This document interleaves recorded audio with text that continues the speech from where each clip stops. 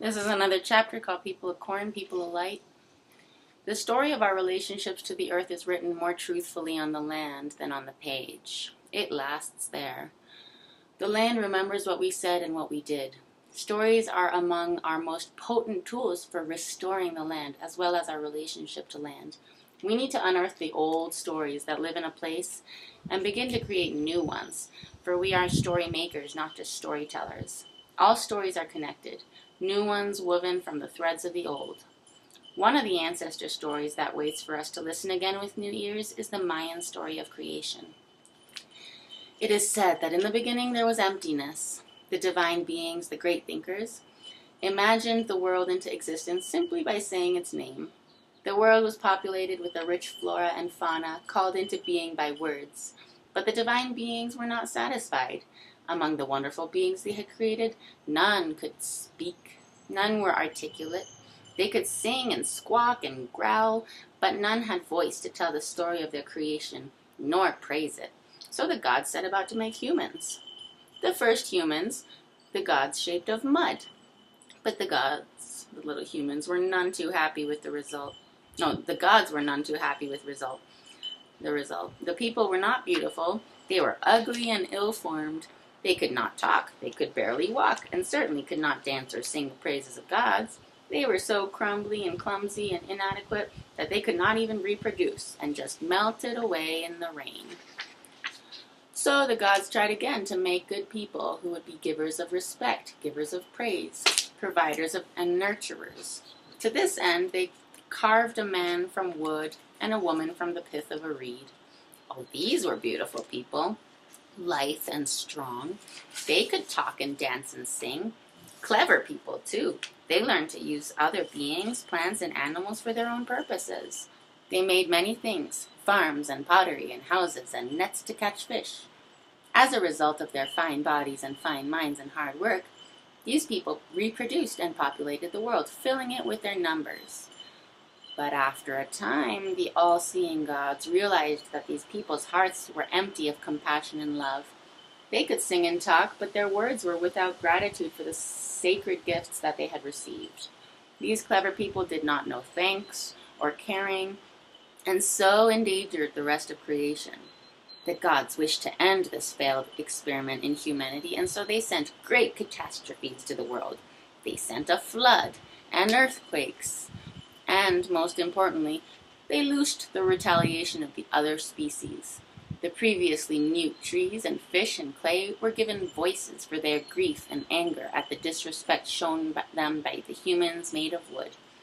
Trees raged against the humans for their sharp axes, the deer for their arrows, and even the pots made of earth and clay rose up in anger for the times they had been carelessly burnt. All of the misused members of creation rallied together and destroyed the people made of wood in self-defense. Once again, the gods tried to make human beings, but this time purely of light, the sacred energy of the sun. These humans were dazzling to behold, 7 times the color of the sun, beautiful, smart, and very, very powerful. They knew so much that they believed they knew everything. Instead of being grateful to the creators for their gifts, they believed themselves to be the gods' equals. The divine beings understood the danger posed by these people made of light, and once again arranged for their demise. And so the gods tried again to fashion humans who would live right in the beautiful world they had created, in respect and gratitude and humility. From 2 baskets of corn, yellow and white, they ground a fine meal, mixed it with water, and shaped a people made of corn. They were fed on corn liquor, and oh, these people were good. They could dance and sing, and they had words to tell stories and offer up prayers. Their hearts were filled with compassion for the rest of creation. They were wise enough to be grateful. The gods had learned their lesson, so to protect the corn people from the overpowering arrogance of their predecessors, the people made of light, they passed a veil before the eyes of the corn people, clouding their vision as breath clouds a mirror. These people of corn are the ones who were respectful and grateful for the world that sustained them, and so they were the people who were sustained upon the earth. Of all the materials, why is it that people of corn would inherit the earth rather than people of mud or wood or light? Could it be that people made of corn are being transformed? For what is corn, after all, but light transformed by relationship? Corn owes its existence to all four elements: earth, air, fire, and water. And corn is the product of relationship not only with the physical world, but with people too. The sacred plan of our origin created people, and people created corn, a great agricultural innovation from its teosynth ancestor. I don't know what that word means. Corn cannot exist without us to sow it and tend its growth. Our beings are joined in an obligate symbiosis. From these reciprocal acts of creation arise the elements that were missing from the other attempts to create sustainable humanity: gratitude and a capacity for reciprocity.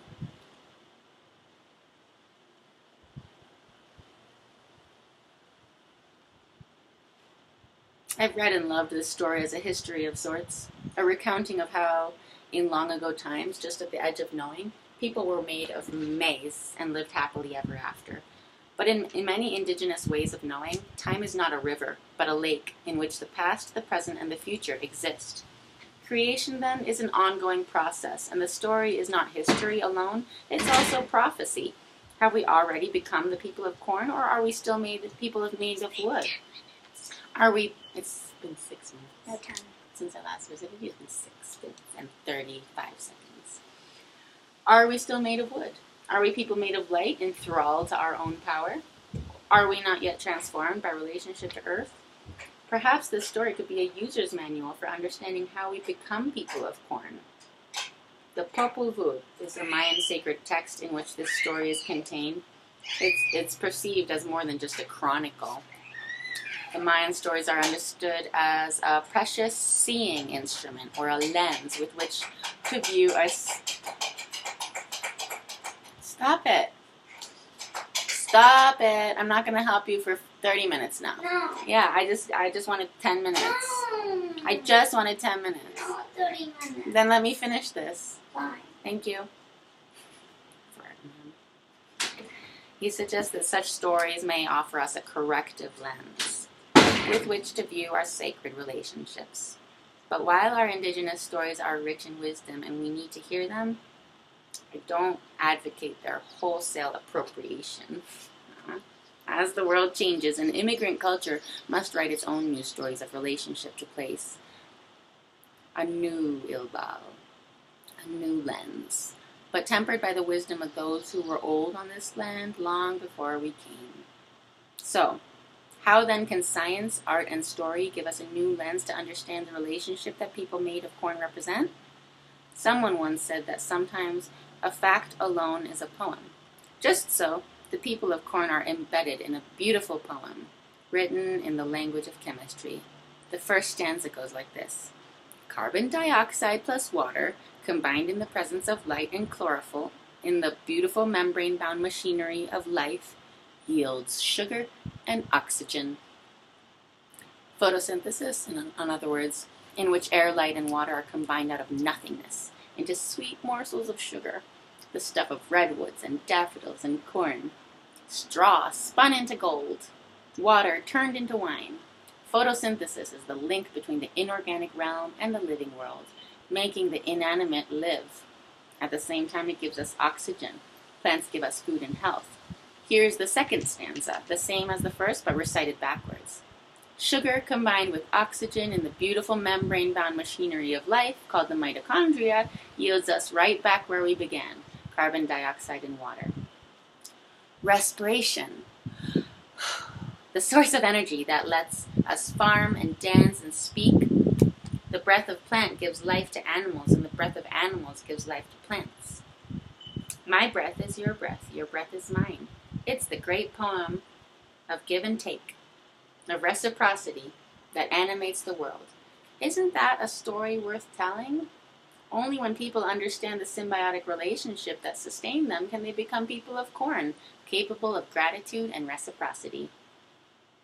The very facts of the world are a poem. Light is turned to sugar, salamanders find their way to ancestral ponds, following magnetic lines radiating from the earth.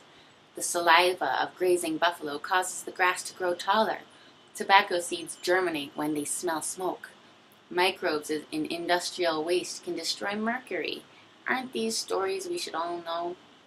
Who is it who holds them? In long ago times, it was elders who carried them. In the 21st century, it's often scientists who first hear them. The stories of buffalo and salamanders belong to the land, but scientists are one of their translators and carry a large responsibility for conveying their stories to the world.